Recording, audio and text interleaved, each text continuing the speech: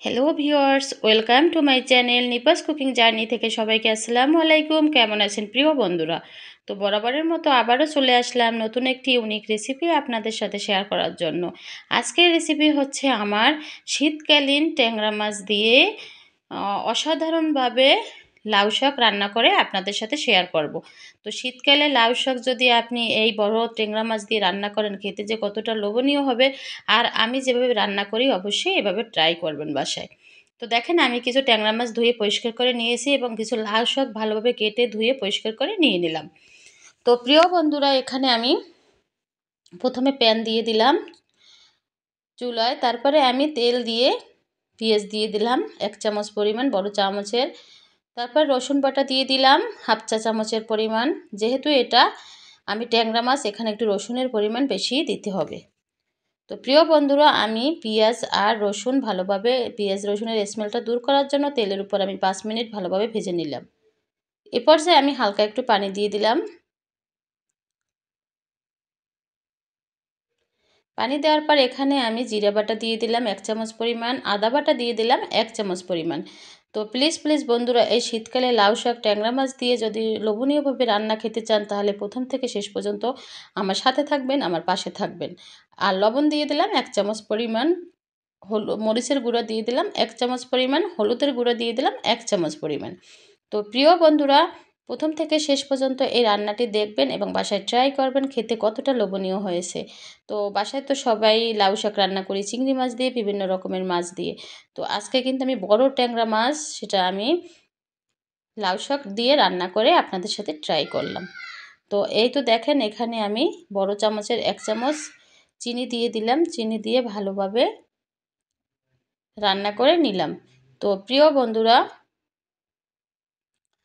এর মধ্যে আমি অনেক সময় মশলা রান্না করার পর এর মধ্যে আমি মাছগুলো সব দিয়ে দিচ্ছি। মাছগুলো দিয়ে 5 মিনিট মাছটা ভালোভাবে রান্না করে নিব। তারপর এটা আমি আলাদা উঠিয়ে নেব। এজন্য আমি আলাদাভাবে 5 মিনিট মশলার মধ্যে দিয়ে কষিয়ে নিব। দেখেন, আমি এটা ভালোভাবে মশলার মধ্যে দিয়ে কষিয়ে নিচ্ছি। ঢাকনা দিয়ে দিলাম। 5 মিনিট পর ঢাকনা উঠিয়ে নিলাম। উঠিয়ে এটা আমি ভালোভাবে আবার নেড়েচেড়ে দিচ্ছি।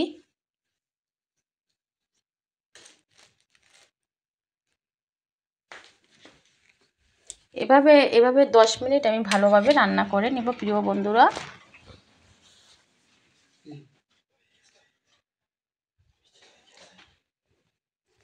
দেখেন, এভাবে আমি ভালোভাবে এখন একটু পানি দিয়ে দিচ্ছি।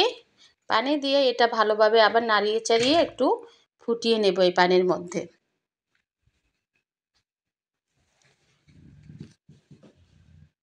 এখন আমি আরেকটু পানি দিয়ে দিচ্ছি।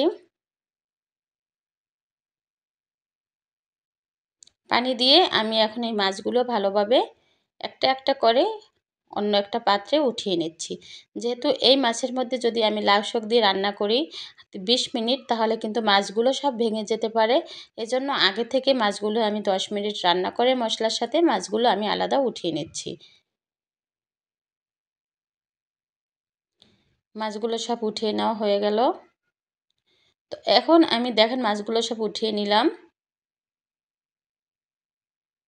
এর মধ্যে আমি আরও পানি দিয়ে দিলাম, 3 থেকে 4 কাপ পরিমাণ পানি দিয়ে দিচ্ছি। পানিটা ফুটে ওঠার পরে আমি কিন্তু এর মধ্যে লাউ শাক দিয়ে দেব। তো পানিটা ফুটে উঠছে। এখন আমি এই গরম গরম ফুটন্ত পানিতে লাউ শাক দিয়ে দিলে কিন্তু একদম লাউ শাকটা সেদ্ধ হতে সময় লাগে মাত্র 10 মিনিট। তো আমি লাউ শাকগুলো সব দিয়ে দিচ্ছি। লাউ শাকগুলো দিয়ে এখন আমি ঢাকনা দিয়ে দেব। আমি একদম নাড়িয়ে চাড়িয়ে দেবো না, দিয়ে ঢাকনা দিয়ে দিলাম। একদম ঠিক 10 মিনিট পরে আমি ঢাকনা উঠিয়ে নিলাম। উঠিয়ে দেখেন, আমি নেড়েচেড়ে নিচের শাকগুলো উপরে দিচ্ছি। আর উপরের শাকগুলো আমি নিচে দিয়ে ভালোভাবে নেড়েচেড়ে সুন্দরভাবে নেড়েচেড়ে দিচ্ছি। দেখেন, এখনই দেখতে কালারটা কত সুন্দর হয়েছে এবং শাকগুলো দেওয়ার সাথে সাথে গরম পানিতে দেখেন কতটা সফট হয়ে গেছে। অবশ্যই আপনারা কিন্তু শাক কখনো ঠান্ডা পানিতে দিয়ে রান্না করবেন না। সবসময় ফুটন্ত গরম পানিতে শাক দিয়ে রান্না করবেন। দেখুন শাকটা কতটা নরম হয়ে গেছে। তো ঢাকনা উঠিয়ে আমি দেখেন 10 মিনিট শাক রান্না করে কিন্তু আমি মাছগুলো শাকের উপর থেকে আস্তে দিয়ে দিচ্ছি। এখন যতবারই আমি খুন্তি দিয়ে নাড়িয়ে চাড়িয়ে দেব, ততবারই খুবই আলতো হাতে খুন্তি দিয়ে নাড়িয়ে চাড়িয়ে দিতে হবে। তো প্রিয় বন্ধুরা, যারা যারা আমাকে কমেন্ট করেছেন তাদেরকে অসংখ্য ধন্যবাদ। যারা যারা আমাকে সাপোর্ট করেছেন তাদেরকে অসংখ্য ধন্যবাদ। আমার রান্নার ভিডিও দেখে যারা আমাকে লাইক করেছেন, কমেন্ট করেছেন, সাবস্ক্রাইব করে আমার পাশে আছেন তাদেরকে অসংখ্য ধন্যবাদ। আর যারা এখন পর্যন্ত আমাকে সাপোর্ট করেননি, আমার ভিডিও দেখে শুধু কমেন্ট করেন, প্লিজ প্লিজ অবশ্যই আমাকে সাপোর্ট করবেন এবং আমার পাশে থাকবেন।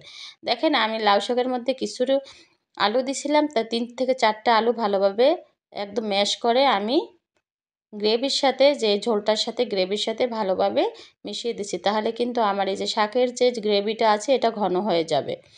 তো প্রিয় বন্ধুরা, ঢাকনা উঠিয়ে নিলাম। ঢাকনা উঠিয়ে আবার নাড়িয়ে চাড়িয়ে দিচ্ছি। আমার কিন্তু গ্রেভিটা ভালোভাবেই একদম কমে গেছে। এখন আমি শাক উঠিয়ে ফেলবো। দেখেন, একটু তো গ্রেভি রাখতে হয়, তো একটু তো অবশ্যই রাখবো। তো হয়ে গেল আমার শাক রান্না, আমি উঠিয়ে ফেলেছি। এখন এটা পরিবেশন করে গরম গরম আপনাদের সাথে শেয়ার করব। প্রিয় বন্ধুরা, আমার মাছগুলো কিন্তু একদমই ভেঙে যায় নাই, পুরোটাই আস্তে আস্তে আছে।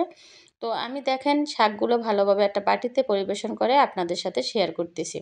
তো সবাই ভালো থাকবেন, সুস্থ থাকবেন। আল্লাহ হাফেজ।